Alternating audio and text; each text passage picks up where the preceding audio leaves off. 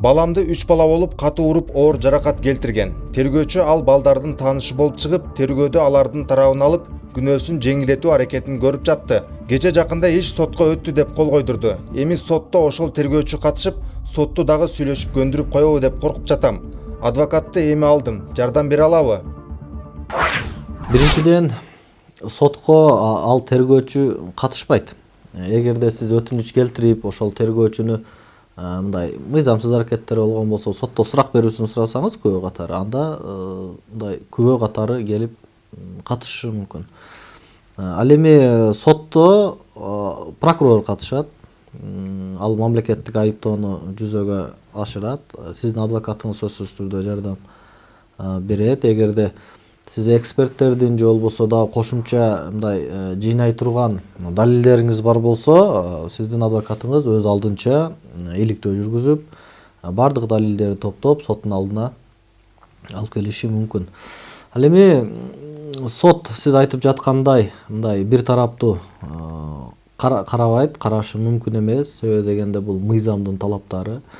Ал эми сотту сиз айткандай тергөөчү мындай көндүрүп коебу же болбосо ошо тергөө амалдарында жүргүзүлгөн мындай бир тараптуу каралган иштерди сот жетекчилик алабы деген ойдон да калыс болуңуз, себеби дегенде сотко келгенге чейинки бардык баягы далилдерге ошолорго гана сот сүйөнбөйт, себеби дегенде соттук отурумдагы териштирилген мындай суралган далилдерге гана баа берет. Ошол эле учурда мыйзамдарды жетекчилик алып, ички ынанымы менен соттук акты кабыл алат. Демек, тергөөчүнүн мындай жеңилдетүүчү жагдайларды жасап койгон болсо, сот аны карабай, өз алдынча соттук отурумдагы териштирүүнүн жыйынтыгы менен, ички ынанымы менен мындай соттук акты кабыл алыш керек.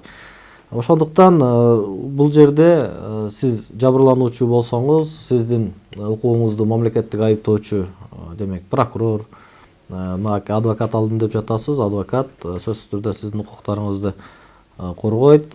Сизде андай күмөнгө барбай, өзүңүздүн укугуңузду мындай коргосоңуз болот. Кыргыз Республикасынын жазык процесси кодекси 22-берене калыстык жана далилдерди эркин баалоо принциби, судья, сот арачасы, прокурор жана тергөөчү өздөрүнүн милдеттерин аткарууда алдын ала ынанымдын таасири алдында же иштин жыйынтыгына жеке кызыктар болбоого, өзү карап жаткан конкреттүү жазык ишине карата алдын ала калыс пикирди турбоого же бир тараптын кызыкчылыктары үчүн экинчи тарапка зыян келтирүү аракеттерин көрбөөгө тийиш. Судья далилдерди сот отурумунда изилденген далилдердин жыйындысына негизделген өзүнүн ички ынанымдары боюнча мыйзамды жетекчиликке алуу менен баалайт. Алгачкы текшерүү органынын ыйгарым укуктуу кызмат адамынын, тергөөчүнүн, прокурордун сотко чейинки өндүрүштө далилдерди баалоолору судья үчүн милдеттүү мааниге ээ эмес. Эч кандай далилдер күн мурунтан белгиленген күчкө ээ эмес жана алар судья тарабынан жыйынтыктуу бааланат.